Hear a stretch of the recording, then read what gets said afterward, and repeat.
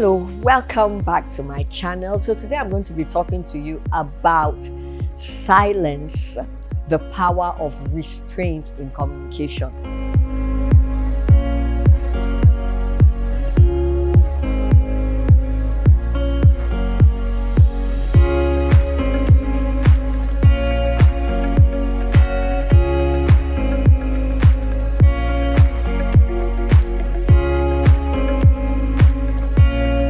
So it's usually could be very difficult to be silent, especially in a world where speaking up is encouraged, and which is what I do a lot. I encourage you to speak up at meetings, speak up at presentations, communicate your value effectively, and it has its upsides and it's something you must do. However, there are those times when silence, like they say, is golden. There are those times when you should know how to, practice the power of restraint, being able to, okay, this is not the time to speak up. This is not the time to speak. Silence in this situation would be better. So I'm going to share with you certain situations or certain times where, being silent would be much better than trying to speak. You don't have to speak always to make your point. Being silent when you should be silent is also part of strategic communications. All right, so the first thing you need to know is that it's okay not to know something, or not to be sure, or to be uncertain. It happens to everyone. So when you're not sure about your facts, you're not sure about your figures, you're not sure about what you want to say, it is advisable that you exercise restraint, you keep quiet and allow somebody else speak. And this is the reason why. You know that you're trying to build trust. As somebody that is an effective communicator, one of the things we have talked about is building trust. And you cannot afford to be given facts and figures that are not correct, especially in the digital world that we're in, where just by a simple click, people can go and find out otherwise. And it makes you lose credibility. People begin to wonder, can I really trust this person? The last time they gave us some facts and figures, they were not actually correct, or they were not representing the industry or the organization well. So when you're not sure, it's okay. It's even okay sometimes to say, you see, being authentic in your communication just shows just brings up the human part of you, that you're human, and people connect with that very easily, because people don't want just somebody that is portrayed as perfect all the time. So that's the first thing you need to do.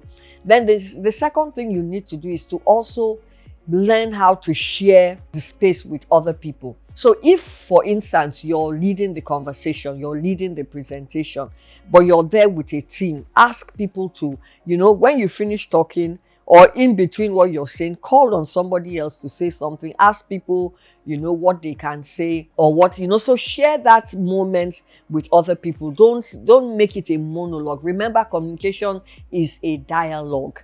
So it's about two people or groups of people talking, and there's a response. There's a message being passed, there's a response, and all of that. It's not a one-man show or one person trying to impress every other person. All right, so the third thing you want to do is to elevate others. So in elevate others, it means you're deferring to their own insights, you're sharing the limelight or the spotlight with them, you're acknowledging their expertise, and you're able to celebrate them. You're empowering others to show up confidently and to show up strongly. So make it something that you do deliberately. So rather than being the one that has to, or you have a subordinate that is also good, you can give them room. Sometimes you can allow that person speak and you watch, and then you now come in to wrap it up or whatever. So elevate them. So because you need to remember that leadership is not about hugging everything like it's me, everything is about me. No, it's also about raising other people as leaders. Then the next thing you want to do is to exercise compassion.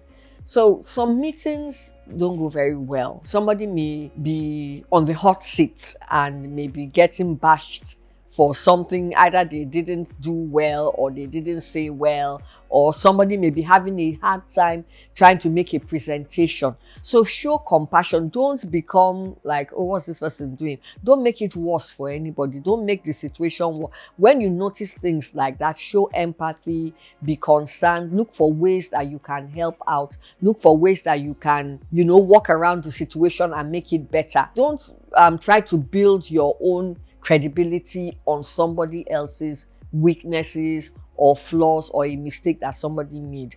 Instead, be sympathetic towards that person, offer to help them, and show understanding, show encouragement to that person. And then finally, recognize roles and boundaries. Recognize roles and boundaries. So you work in an organization, you have a specific role. Don't go into another person's role without being invited. Sometimes a lot of us are knowledgeable about other departments, we're knowledgeable about other people's jobs, but if it is not your role, if it is not, then you need to recognize the fact that even though you're in a meeting, even when somebody is asked to, even when you're asked to speak, you may say one or two things and then pass it on to the person whose role it is. That way, you foster team spirit, you foster collaboration and unity, and your work moves better. Rather than you respect boundaries, you just delve into any other person's work, you try to take the shine off them, you try to, do what is not your role. Because there are certain things that it is not in your place to discuss in that meeting because you are not the scheduled officer for that assignment. So with these 5 things, I hope I have been able to convince you that silence at corporate settings sometimes can be golden.